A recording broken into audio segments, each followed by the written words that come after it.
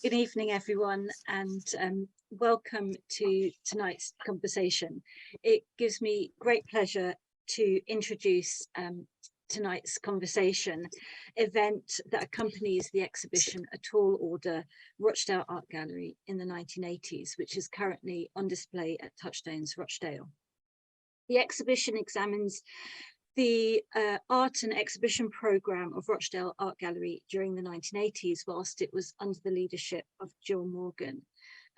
My co-curator, Derek Horton, who will be chairing tonight's conversation, and I had the great pleasure of speaking to BBC Front Row's programme about Jill Morgan and the exhibition recently. So you can learn a bit more about the show by catching up on BBC Sounds. And I'll also flag that the exhibition was reviewed by Eddie Chambers in the April edition of Art Monthly, which you can read for free online at the Art Monthly website. Eddie reflected on curating the 1980s. And what I should say is that the exhibition includes works from the historic collection of Rochdale Art Gallery, alongside works that were made and exhibited during the 1980s. But in the spirit of Jill Morgan and the ethos of supporting emerging and mid-career artists, Derek and I were very keen to support a group of younger artists who were engaging with some of the similar themes and issues that were being debated during the 1980s. So we were delighted to include work by tonight's speakers, Harold Offeh and Michelle Williams Gamaker, in Gallery 4 of the exhibition, which examines themes of power, identity and representation. And tonight's conversation will be thinking about those themes in relation to portraiture and self-portraiture. But before we do that, I just want to briefly introduce my co-curator, Derek Horton, who will be chairing tonight's conversation. Derek, as you may be aware, has had a very long and illustrious career in arts education and was Director of Research at Leeds Metropolitan University and in the School of Contemporary Art and Graphic Design. He taught alongside Jill Morgan, which is really where the spark for this exhibition and this series of conversations came from. He was also part of a three-person collective running the gallery and model in Leeds between 2013 and 2017, which is, I believe, we'll perhaps hear about this today, where he worked quite closely with Harold and Michelle. He currently edits the arts magazine So Anyway, and on top of co-curating A Tall Order, Derek has recently been a selector for the Leeds Artists Show, which is currently on display at Leeds Art Gallery. So he's been exceptionally busy over the past few months. So I will hand over to Derek, who will introduce our brilliant speakers. Thanks, Derek. Okay, thanks, Alice. Thanks for that very generous introduction. Which made me feel very old. So yeah, it's great to have Harold and Michelle with us tonight. I'll just sort of briefly, for our audience online, tell you something about them. Harold Offeh is an artist who works in a range of media, including performance, video, photography, as well as kind of social arts practices. He employs humour as a means to confront audiences with historical narratives and to encourage them to look critically at contemporary culture.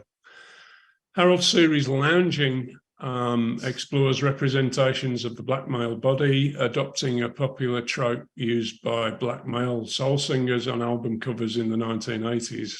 And it's some images from this series produced during a residency at Wysing Art Centre in Cambridge that we've included in A Tall Order.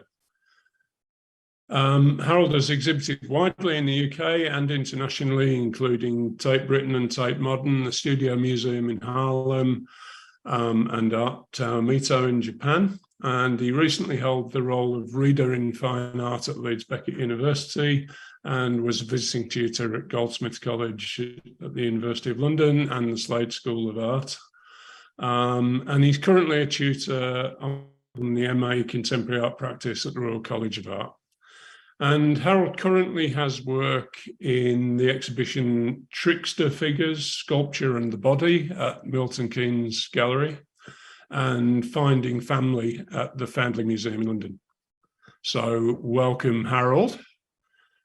And Michelle Williams Gamaker is a moving image and performance artist whose work explores 20th century British and Hollywood studio films, amongst other things, by restaging sequences from the films to reveal their cinematic construction and recasting characters to propose alternative stories for them or alternative endings to the films.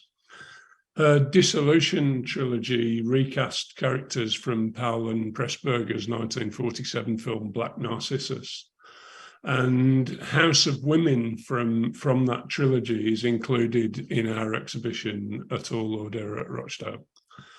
Michelle's more recent films include The Bangstraws 2021 and Thieves 2023, which has just premiered at her solo exhibition, Our Mountains Are Painted on Glass, which has just opened at South London Gallery.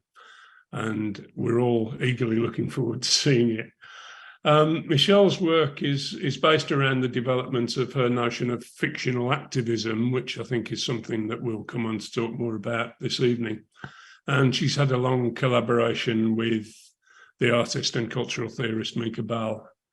And Michelle teaches fine art at Goldsmiths College at the University of London, and she's also chair of the trustees of Pavilion in Leeds, which incidentally had some close relationships with Jill Morgan and Rochdale Art Gallery during the 80s, when Pavilion was first formed in the mid 80s in Leeds.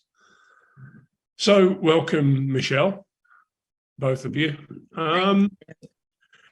I guess, we'll start, I think, maybe talking about the exhibition in Rochdale in a kind of indirect way, and then move in different ways, perhaps to talking about your individual practices. But as people will have seen, who've seen the exhibition will know, it's divided into 4 gallery spaces, each of which has a theme. And your works are both in the room that has the theme of power, identity, and representation. And I guess, from a curatorial point of view, that was a decision we made without any dialogue with you. But it would be interesting, I guess, to hear from both of you if you think that, any or all of those 3 terms and the way they relate to each other feel like they're particularly relevant to your practice. Do you want to go first, Harold? Or? Sure, yeah. Again, it's great to be here with everyone. Thanks, Derek. Thanks, Alice. Obviously great to be in conversation with Michelle. And I'm, super excited to be even included in the exhibition. Particularly the framing around like Jill Morgan, who's like a kind of mythical figure, because I started teaching in Leeds. I'm not sure when she left, but I was in an office with some of her stuff around, and I was like, anyway, so for me, she's always been like this amazing kind of... I'm not sure when she left Leeds either. I left in 2008 and she left just after me, maybe a year later. Yeah, I started the year after, so I think... Okay, that's about right then. So it would have been... crossover. So we followed each other because we arrived in Leeds at the same time as well in 1993. So anyway. So I sort of missed out on directly working with both of you, actually. But I think, coming back to the point in hand, I think, power, identity and representation, I think for me are things that I'm very interested and anchored in terms of like making work and really thinking about the dynamics of some of the kind of projects that I've been doing recently. It's interesting. I was thinking about that term when you sent through some of the talking points, and how, you know, still kind of contentious and politicized, obviously, but you know, like, for example, identity politics, but also in relation to kind of art practice or representational art practice, and you know, many conversations that I was having years ago about how often that was quite pejorative and reductive.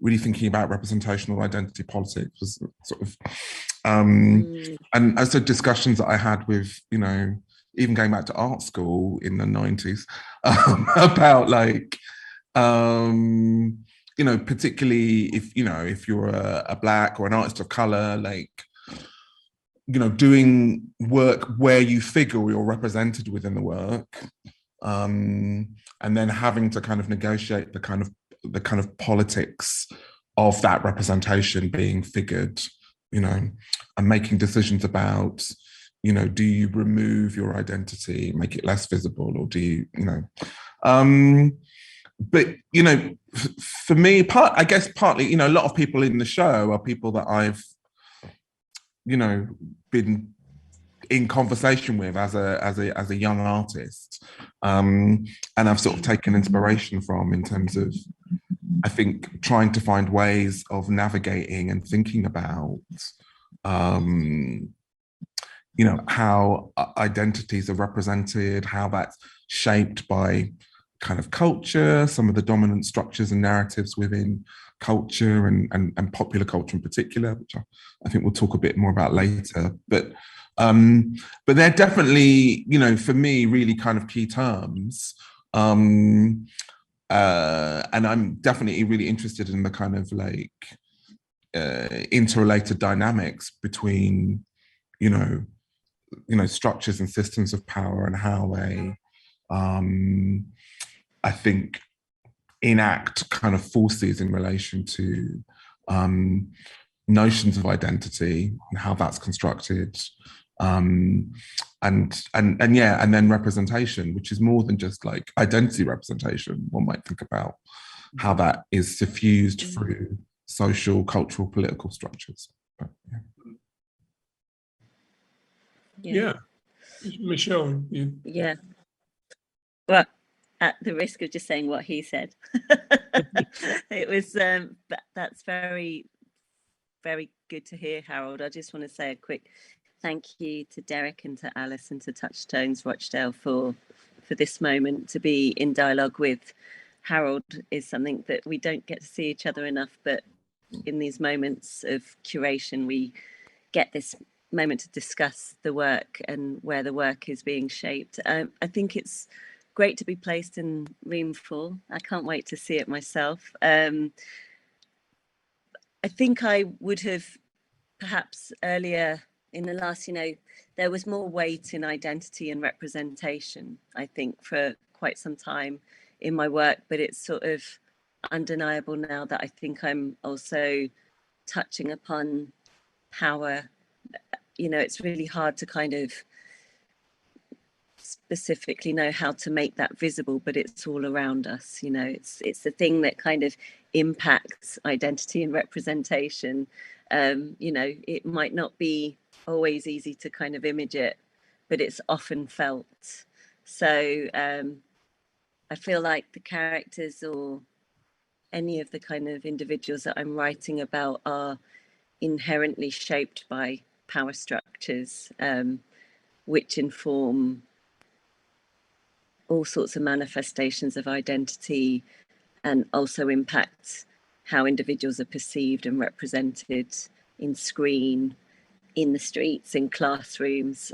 So yeah, I'm very happy to be in this kind of 3-word constructed room, because it certainly fuels a lot of what I'm thinking about, and I see it also in Harold's work. So yeah, I don't know whether, how did you get to the point, Derek, of reducing down the terms to this area? I mean, I know it was very prevalent in the 80s. It seemed to be a driving force, but how did you get there in your? Yeah, well, I mean, that's a good question, and you know, it's clear that a significant amount of the work that was shown in Rochdale during the 80s and works that we were particularly interested in one way or another, you know, dealt with giving voice to people in ways that enabled them to kind of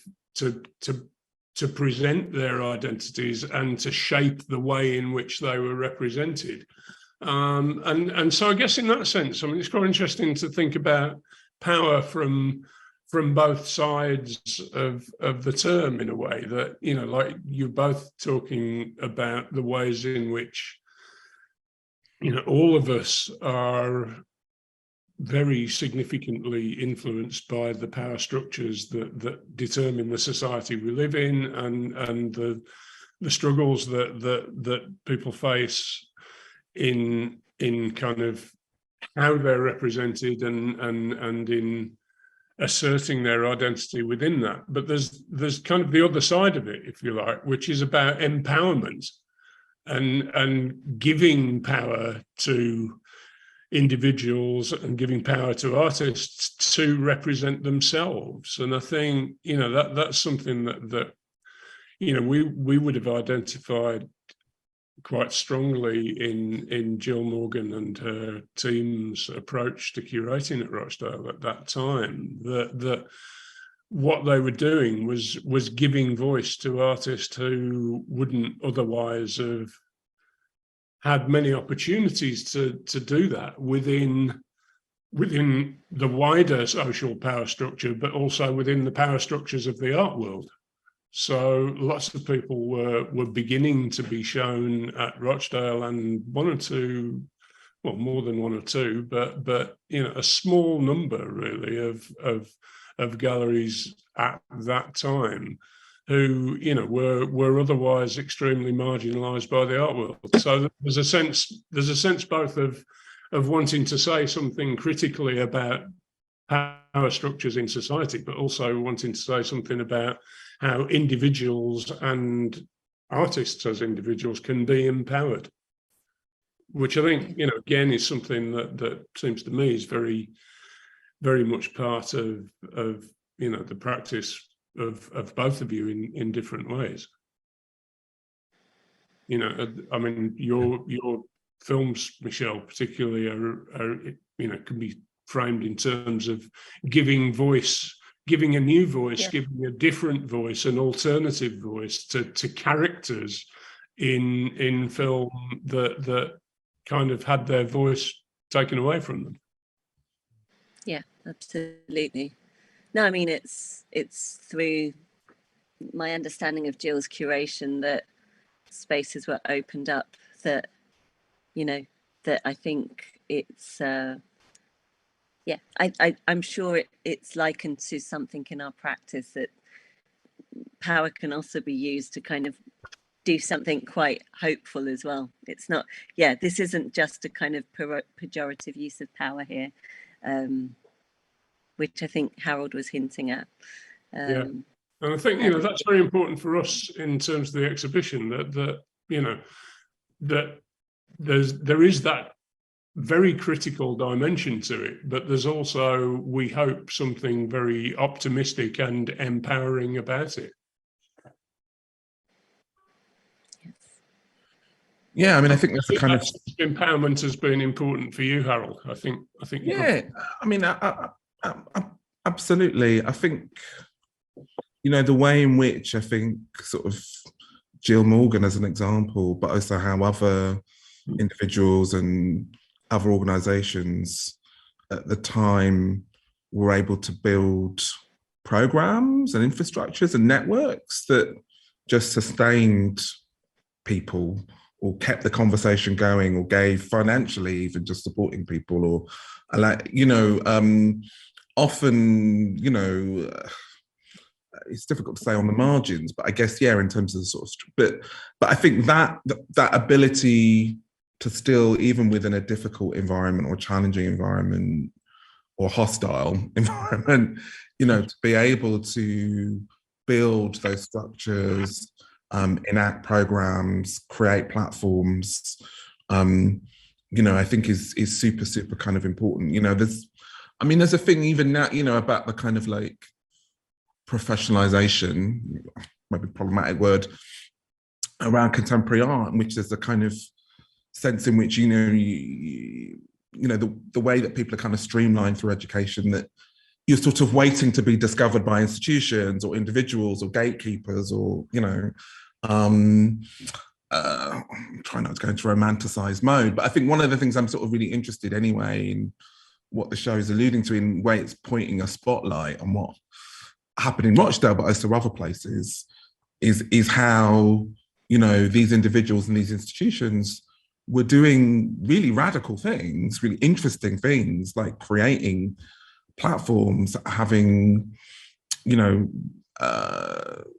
creating really interesting sort of dialogues, even despite these kind of hostile political and economic environments. And I think that's really empowering to kind of recognize that. And that's even before you then start to look at what the work is, what's actually going on in the work, which we have to as well, Yeah, of course.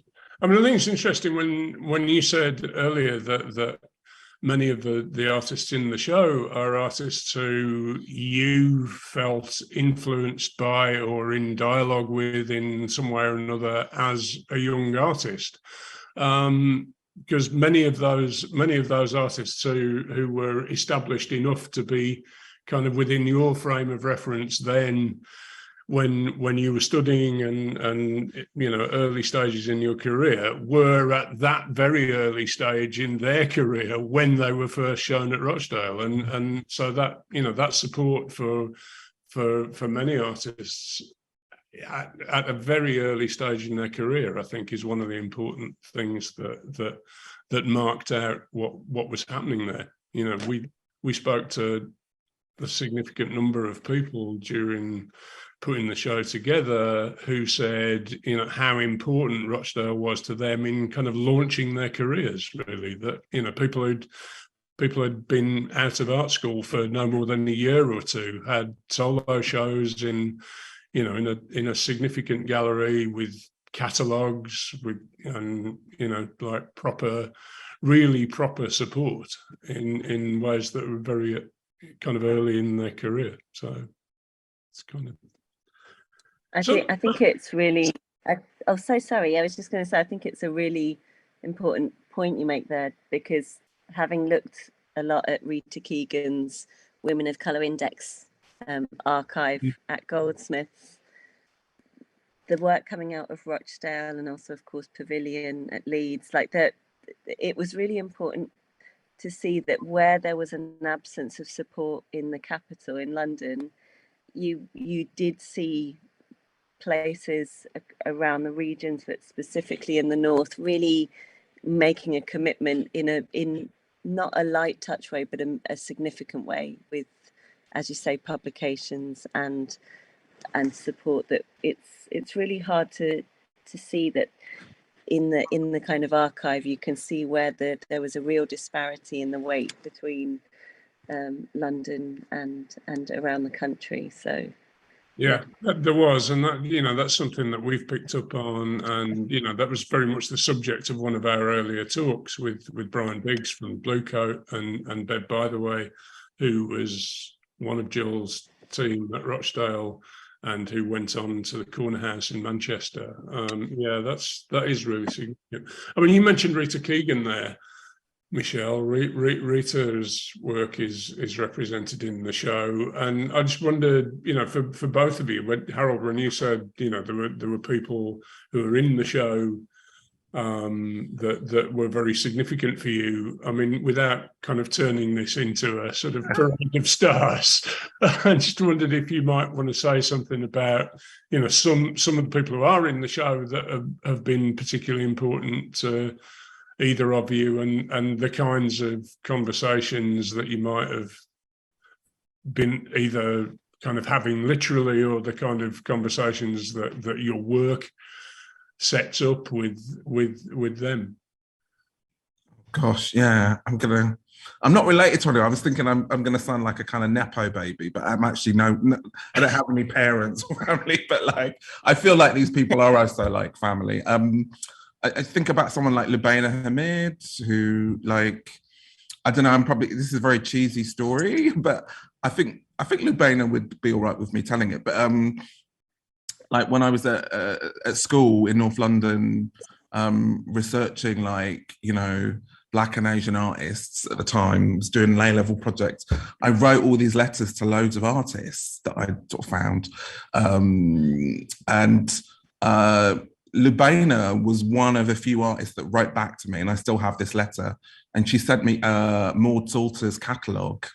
And it was incredibly sort of generous. And I always remember that. And that in itself was a kind of catalyst. And that's why I've always like followed her work, you know, that was the sort of, you know, but then, you know, someone like Keith Piper as well is somebody that was incredibly like important, you know, to me in terms of, you know, his practice, his like engagement with technology, yeah, his kind of use of new media, the kind of, you know, and also just the kind of like politics of, and how that was kind of diffused through his work.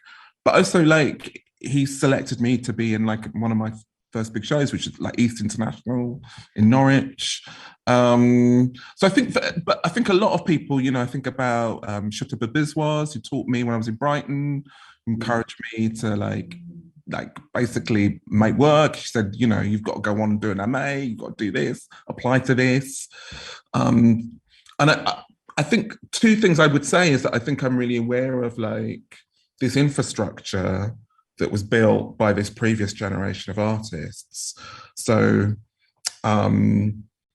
you know, because a lot of the support that I got after art school was through organizations like Innova and Autograph, who were set up by some, you know, was, you know, yeah, the catalyst for those things was set up by a lot of people kind of in the show, but also how a lot of these people have taught, you know, were in art schools. I mean, that's often how their practices have been kind of sustained. And again, I was a sort of direct beneficiary of many of them sort of teaching and contributing to art education in the 90s and 2000s. And I definitely don't think I'd be an artist if it wasn't for that infrastructure, that generation, previous generation of artists. Yeah. Michelle, are there any particular people that you would identify as significant for you?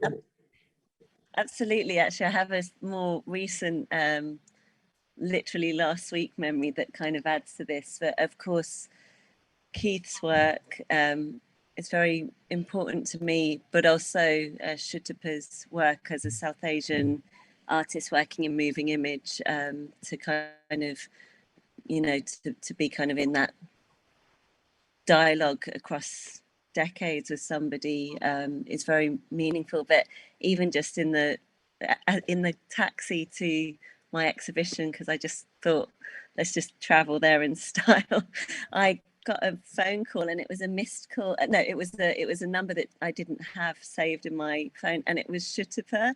And I literally just on the phone to the exhibition, it was Shutapa saying, "Hello, Michelle, it's Shutapa Biswas here." And it was this wonderful thing. It was like royalty without bringing in the Queen, but it was just like, I was sort of already extremely nervous, but just having Shutapa's call meant the world to me, because it was, you know, I'd received actually lovely messages from Harold and many of my friends, but having this kind of incredible contributor in moving image, in filmmaking, phoning me up just ahead of the thing was just overwhelming. And it's that I do feel that we it's an interesting space, I guess, for myself and Harold, sort of in our 40s, having kind of now kind of bypassed that kind of strange 20-year period of just like surviving post art school, you know, thinking back about what these artists had to do when doors weren't opening, you know, and when there was an absolute kind of refusal to have parity in the workspace. I know that our forebears kind of laid the path for us in a way that now means that perhaps the next 10, 20 years might be kinder to us. I can't say, but it's just, I know that there was just so much dismissal and sidestepping, you know, to put it politely, really, of individuals, and ignoring on a kind of like cold level of these artists. So and it's interesting to kind of see a resurgence of their work, not just in a kind of focus show like A Tall Order, but now across the board we're starting to see something I hope is quite meaningful and long lasting. But it just feels like you know, even someone more contemporary, one of our peers, Jade Montserrat, I believe, is in the show. Yep. I feel like we've got individuals who are speaking to many of the threads that began in the 80s and before. And I'm so pleased that you curated it this way, because that is true to Jill's energy and vision. But it's also, I'd rather we weren't grouped into these decade groupings and left without this kind of speculative or intergenerational conversation, because we clearly are influenced by them. Yeah, sure. I mean, it's interesting that Jade's work in the show is very specifically related to Maud Salter and her responses to earlier works by Maud. And it's great to hear those kind of stories from you, in a way, those personal anecdotes, because the whole idea of, you know, when you're talking about power structures earlier, the whole idea of kind of networks of people, I think, is something, again, that we've kind of realised was really important. Both, you know, as I say, in an earlier talk, we talked about kind of networks across the north between galleries who had kind of similar motivations and you know, political directions, and the ways in which they shared that. But I think it's important to remember that sometimes those networks are also just kind of really generous networks of personal support between artists, and particularly across generations in the way that you've described. So, like, both of those things that you were talking about, I think, really, really nice to hear in relation to that. Let's maybe move the conversation on a little bit, or shift its direction slightly, and maybe talk a bit about the role of popular culture in your work, because I think, you know, in both cases, I mean, very much in the works that we have in A Tall Order from both of you, but, you know, in a much wider sense in your practice, for both of you, sources from popular culture, whether it's, you know, the Hollywood films and so on, in your case, Michelle, or, you know, some of the kind of music references in yours. You know, we've talked about lounging and like the works from the lounging series that we have in our show are based on an album cover by Teddy Pendergrass, soul singer, and, you know, you've done lots of work with that kind of period of soul music, Harold, but also,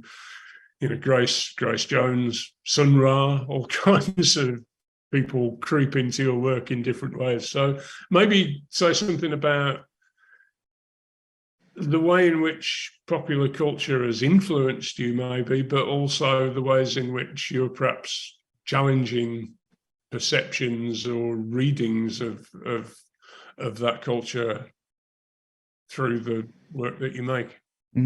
Harold, do you want to go? Yeah, I mean, I think for me, there was a kind of sort of realization, maybe as a younger artist, you know, because I sort of struggle to kind of find kind of references. You're often kind of looking for, I think there was this kind of separation between the kind of things that I was really kind of culturally invested in not being necessarily so visible in things that I was seeing out there. But so I think for me, it's been important to kind of, like, quite liberating to kind of draw upon these kind of cultural references and these legacies that are situated within, like, you know, television, movies, film, music, you know, and in a way that I think it's kind of allowed me to kind of have a purchase on thinking through some of the ideas. But so for me, it's a way of consciously, I think, addressing an audience through the sense in which, like, because often I'm sort of not talking very formed sentences here, but I think often I'm kind of conscious of how to bring people into the work, how to generate conversations, I think. For me, what's useful about kind of popular culture is a sense in which that people don't necessarily always come to it with kind of preconditions in the way that they might have problems with kind of like art references or, like, you know, narratives of modernism or contemporary art, whatever, if you frame things like that. So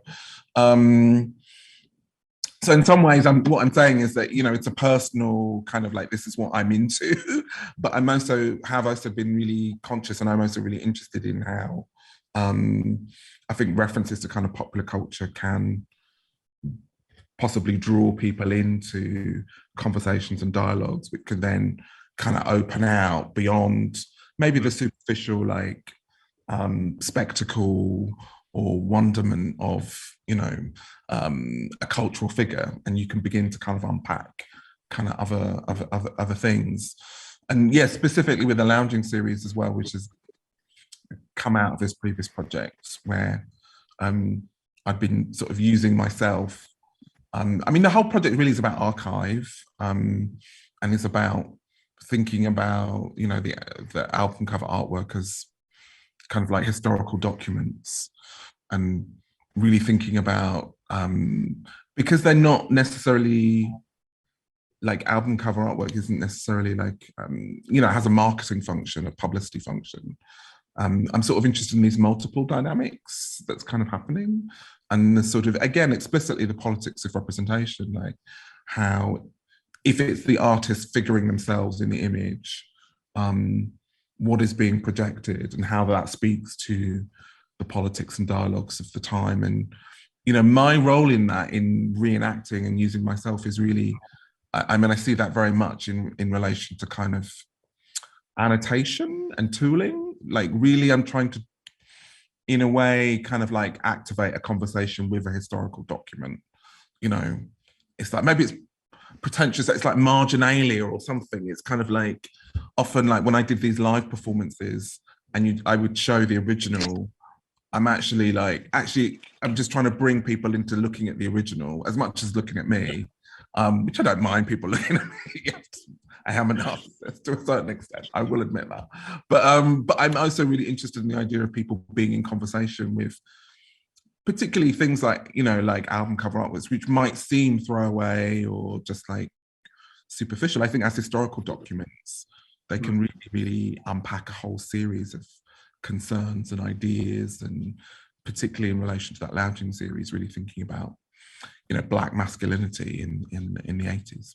I mean, there's another way in which popular culture kind of interacts with your work in terms of the way you use yourself in relation to, you know, the kind of almost ubiquitous use of selfies now, and indeed you've made work that works with the idea of the selfie, haven't you? He doesn't want to talk about that. We've lost you, Aaron. Oh no, sorry, I froze a little bit. No, I'm happy to talk about. I was happy to talk about selfie. I thought you were a question from it. Well, it wasn't a question; it was an observation. Oh yeah. I mean, no, definitely. I mean, I think, and yeah, I mean, I'm sort of interested in, like, I think these, like, kind of cultural, like, a lot of the work that I did around, like, the covers as well was also, like, informed by, like, you know, YouTube reenactment videos that I was watching at the time. So, like, the sense in which I think within kind of popular culture, and particularly with, like, the platforms that social media has kind of like afforded, there is this kind of critical dialogue with with cultural forms. And the selfie thing really came out of us. We'll talk a bit about teaching, but came out of conversations actually with students at the time about thinking about this cultural phenomena and what's at stake in people framing themselves, this self-portraiture, and the particular dynamics of that, and the particular accoutrements of the time, selfie sticks, which are albeit redundant now, but I'm still clinging on to them. But, again, as a way, and trying to bring that conversation that I was having with kind of like young artists, emerging artists, and thinking about the kind of popular cultural phenomena of that, and trying to create a forum, a dialogue for that. Michelle, you don't use yourself in the way that Harold does, but you do work with actors and you work with popular culture in a different way.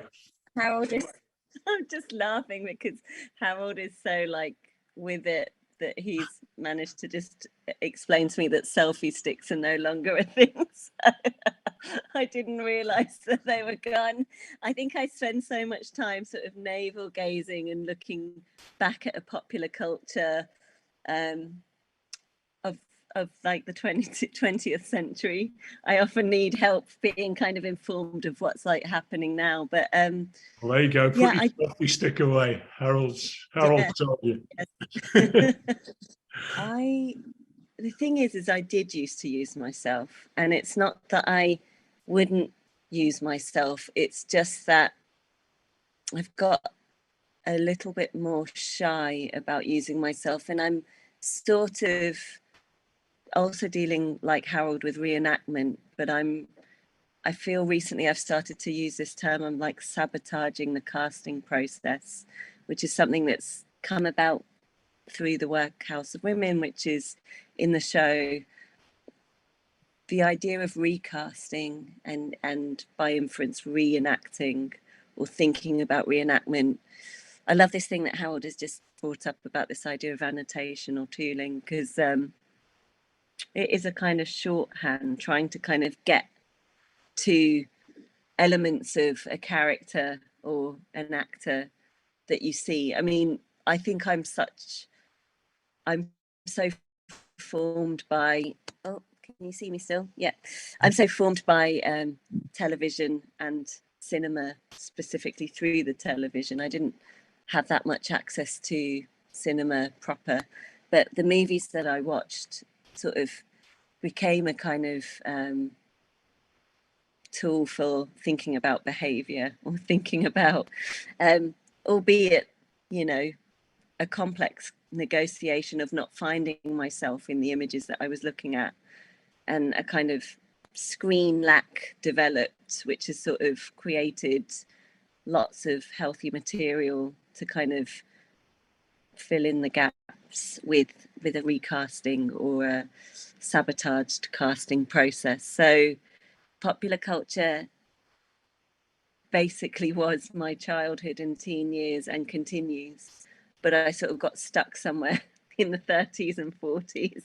I might move into the 70s because I think I'm ultimately really interested in what formed us in relation to kind of generational leap, like the films that may have been around during my mum's teen years, or or my dad's, and similarly the things that might have been around, the kind of popular culture that might have been around in the like late 70s when I was born, trying to kind of understand these kind of key moments where you meet fiction or you meet popular culture, because that's also part of identity formation for me. So that's an ongoing conversation, I think. Yeah. I mean, it's really interesting that you talk. I hadn't really thought about that in relation to the film references in your work before, the way you talk about television and your access to those films being through television. And in a sense, that's another important aspect of popular culture and the way in which things are available to people. Because although you are working with films from the 1930s and 1940s, you know, lots and lots of people would have seen Black Narcissus, for instance, because it's, I don't know whether it still is, but it certainly used to be frequently on TV. And so, you know, kind of popular culture isn't necessarily just the culture of our times, because through television and internet and YouTube and all those things, people have access to the popular culture of, you know, of a century, really, in all sorts of ways. And I think that's really important. And, you know, and it's an interesting way of thinking about how people kind of access the work that you do in reinterpreting those films. And I think, you know, some of what both of you are saying about the way that popular culture can be used to break down barriers. You know, you were talking about that in relation to art history and hierarchies of fine art practice, Harold. You know, I think it's that way in which working with things that can an audience can immediately identify with is something that happened a lot in Jill and her team's curatorial strategy at Rochdale in the 80s, ways in which you know, there were exhibitions, for instance, of Steve Bell drawings, you know, cartoons and drawings. There was a big exhibition of spitting image puppets, you know, and in a different way, there were exhibitions of flower paintings from the gallery's collection, you know, all kinds of things that you know, are very accessible to a very wide audience, but can be used to sort of draw them in exactly the way you were describing, Harold, to bring an audience in, but then kind of start to question some of the assumptions about those things, or the way that those things might be read, you know, so that the flower paintings become a lens through which you can think about women artists and the things that they're making, the kinds of images they're making, the kind of scale they're making them on, and why that might be, and to, you know, to address those things in all sorts of different ways. And, you know, sort of avant-garde popular culture as well. I mean, Rochdale had an exhibition in the mid-80s alongside a performance by Laurie Anderson, which also happened. It was part of a tour, and Laurie Anderson had performed at the ICA as well. But I think I'm right in saying that the Rochdale event was the only one that was outside of London. So there are all kinds of ways in which, you know, Rochdale wasn't engaging with, or was engaging in a very different way than lots of municipal galleries and London galleries were, in terms of a kind of elite version of what art should look like, you know. So I think it's really important. Yeah. Yeah, go on, Harold. No, I was just going to say, I mean, I think there's a kind of clever programming there, isn't there, in terms of really thinking about how you kind of navigate, like drawing audiences in, like making programs and things that, you know, like, yeah, the example of the kind of flower show, like how you build an audience, like, and the kind of care for an audience, a local audience, in terms of like an attention to like having these catalysts. So a show might bring in somebody for the first time, but then the next time they come, they encounter Laurie Anderson or Keith Piper or something that's maybe out of their kind of purview. So I just think that's really interesting, that kind of like programming and understanding of audience, the dynamic of an audience, and what can you do with that? And, you know, almost the kind of sort of choreography of what happens between shows and, you know, the arc of a year, you know. I think that kind of attention to sort of programming and understanding of programming is really, really interesting and important to kind of highlight, I think. Yeah, I think that's really important. And it kind of brings me on to another thing that I thought would be good to talk about, because, you know, a lot of what we're saying here about how galleries might work with their audiences and who their audiences are, and kind of widening who that might involve, you know, is important in relation to another aspect of ways in which I think Rochdale was quite groundbreaking, which was in relation to gallery education. And, you know, I did a talk a bit like this a couple of years ago with Jenny Lomax, who was very much at the forefront of gallery education at the time that she was at the Whitechapel, which was kind of parallel to the time that Jill was at Rochdale. And you know, Jenny talked then about how significant Rochdale was and the work they were doing, and the kind of dialogues that went on between them, and the influence that they had on each other, and ways in which, you know, Rochdale was doing things similar to what Jenny was doing at Whitechapel Gallery that were very much unusual things to do then, you know, that have since become models really for gallery education. And for both of you, you know, I think it's true to say that you're artists who are teachers, both of you. You know, you're great teachers and you're great communicators. And I think, you know, I don't want to put words in your mouth, but I'm guessing that in one way or another, both of you would see that as part of your practice. That there's a kind of intrinsic relationship between the way in which you work with students, or the way in which you work with various groups of different gallery goers and non-gallery goers in some of the kind of social projects that you know, particularly you're involved in, Harold, but you know, maybe in a slightly different way for you too, Michelle. So you know, again, both of you could say something about, you know, how your role as educators fits into the broader picture of your practice. Harold, I was remembering the work that we both put into the exhibition work at Tintype. I don't know if you saw that. Derek, you saw that, didn't you? Yeah.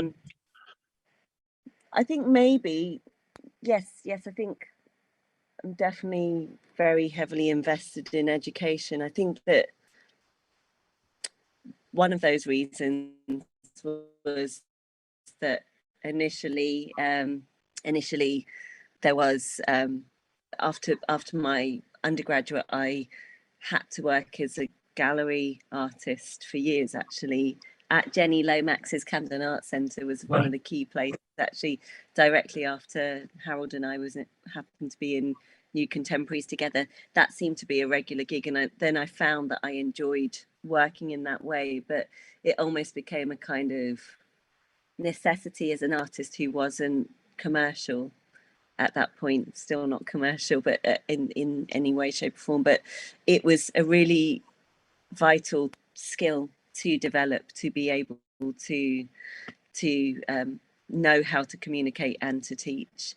So I think from why it seems to be important to me, I think I see that echoed in Harold's work too, is that I don't see strong divisions of hierarchy in my role as tutor with my students, or who then become my graduates. Often I end up collaborating with them in some form. Thieves, for example, at South London Gallery is like a kind of Goldsmiths, RCA, Kingston kind of roll call of all students that I've worked with, because I see them as fellow artists. I've often felt that way. You know, I see them as, when I'm teaching and they're in their degree, I see them as just artists at an earlier stage in their career. And as soon as they graduate, they become peers. You know, it's a really clear feeling for me. And so it remains something that's embedded in my practice, even if at the minute I'm on a big old sabbatical that's taken me out of teaching, I still find informal ways to mentor or think about teaching through talks, etc. And through the collaborations that you're working with people on as well. Yeah, absolutely. Yeah, I mean, I feel, very similarly to what Michelle's said, in terms of that relationship. And I mean, I think it is very much a part of my practice. And I think, to me, in many ways, actually, like, teaching is quite selfish.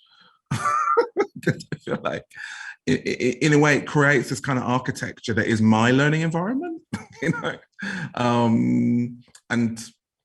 on the really, really good days, I mean, working with, like, and Michelle's right about, like, it's a sort of younger peer group, really.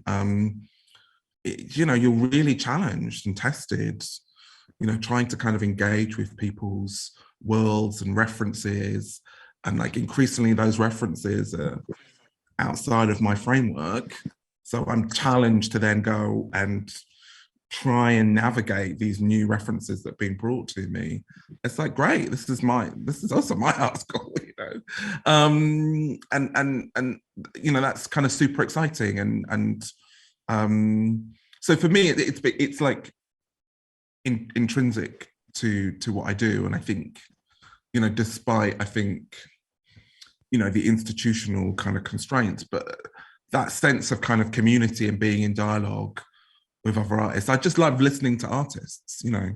I spent today listening to, young artists doing presentations about their work, and it's like bliss. It's like I could do it forever. It's like really, really, really still really excites me. And that's because I'm learning. And I think I'm an artist because I want to create a structure which will allow me to learn for the rest of my life, regardless of whether I make things or outputs. It's like the process of just, fueling that curiosity. So it's very interesting. We talked earlier about generosity, and I think that there's a generosity in both your practices in terms of the ways in which you collaborate. You're both collaborators. You're not people who are kind of obsessed with some kind of self-contained idea of yourself and the practice being kind of locked in. It's very much about sharing and collaboration. And I think that's clearly something that influences your teaching. And as you said, Harold, I mean, in my experience of teaching in different ways over a very long time, all of the best teachers are teachers who recognise that they have at least as much to learn from their students as they have to offer their students and give to them. I think that's really important. It's always amazing to me doing these conversations how quickly an hour passes, and it has. So we're almost out of time, but I mean, I guess I just want to give both of you the opportunity to say anything that you think is important in the context of what we've been talking about this evening that we might not have covered, or to kind of turn the tables and ask any questions to me or whatever you, or Alice too, or whatever. What have we missed out? I think I'm very interested to see the show in relation to the 75 artists that you've curated, just because it's such... I just mean it in terms of, like, the complexity of the landscape that we, there's a lineage here that Harold and I fit into, and I'm very interested to see that curation, because it's a form of art history, this show, a much needed one. So yeah, I can't wait to see that, because that's something that I feel like what I didn't communicate was in that moment of reflecting on the artists that matter to me. Unfortunately, in my art education. Not until my postgraduate studies did I really get access to the artists of colour that are so meaningful to me. It took a long time to get that knowledge, unfortunately. It's just a kind of terrible kind of oversight through the education, or just not easily accessible, because this was all pre-internet actually. But it's sort of, so for me it's always important to see things new, you know, and get a sense of the bigger picture, how I fit within it.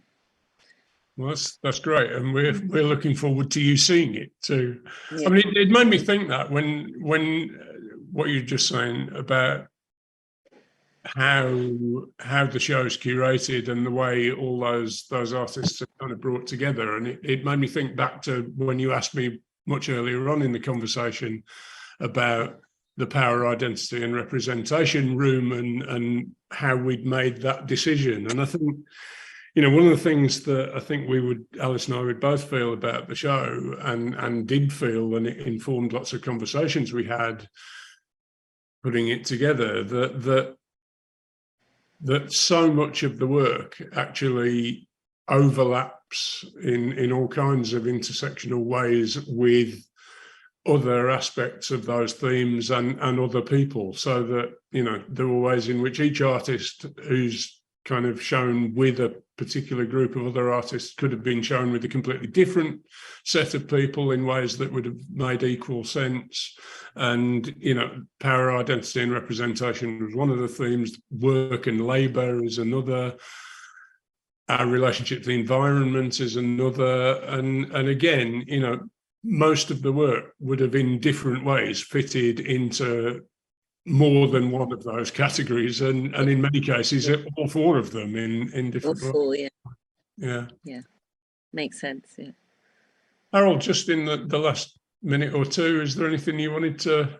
Well, kind of more just on the back of maybe what Michelle said, which I think is about kind of legacy, really. And I think, you know, the legacy of this show, in terms of historicizing, you know, the impact of Rochdale, and, you know, what Jill was doing, and putting it into the canon, putting it out. You know, I think it's definitely necessary and needed. And I think for me, there's a really important thing in kind of connecting maybe, you know, the generation of artists that I'm in dialogue in art schools here with these histories, particularly outside of like London, thinking about like the Midlands, the North, Scotland, you know, really thinking about these kind of local histories that were really radical and dynamic, you know, that it's not just all about a kind of sort of metropolitan kind of London myth making. You know, we still talk so much about like Freeze and the legacy of all that crap, you know, whereas like, I think, you know, there's a real opportunity here in making these narratives more visible, shining a kind of spotlight on actually the programming, the dynamics and the impact of working in these different ways. And then it also then speaking back to the communities, you know, in the Northwest, in the Midlands, in the Northeast, across the UK, you know, just to recognise that, again, it isn't always deferred to these metropolitan centres or international centres, you know, so that impact, I think, is really super important. Yeah, I mean, I think we think that too, and you know, we hope that the show's gone some way towards doing that. And you know, for us, it's always been important that there's a legacy in a variety of different ways. I mean, certainly for Touchstones Rochdale, you know, we wanted this show, and Mark and Sarah and the team at Rochdale, I think, very much saw it as something that was looking back to an earlier time in their history, but very much to use that as a platform to think about how, as a municipal gallery in the 21st century, they should be looking forward and thinking about, you know, how that might inform where they go from here. So I hope it will have that kind of legacy in Rochdale, and I think, you know, certainly there are ways in which we intend to follow up the exhibition with some kind of publication, whether that's a website or a book or both. Both. Yeah, you know, both would be hopefully amazing. will add into that. But also Really. another part of the legacy is these kind of conversations, you know, which will be available online and accessible to people, but also not just the conversations that we've had that we've recorded, but all sorts of conversations that you know we know are going on between artists who've been part of the show and artists who've seen the show. And so hopefully there's a whole variety of ways in which that really important legacy from that period and the work that Jill and all those people who worked with her did will be built on and something that people become more aware of. So great, thanks. Thank you so much to both of you. It's been a really thought-provoking and stimulating conversation, as I knew it would be with you two. So thank you so much, and thank you for being in the show, and we're looking forward to you coming up to see it. Great. Okay, So take care.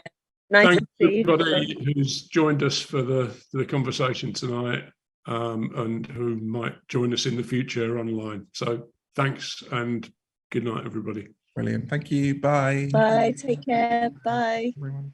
Bye.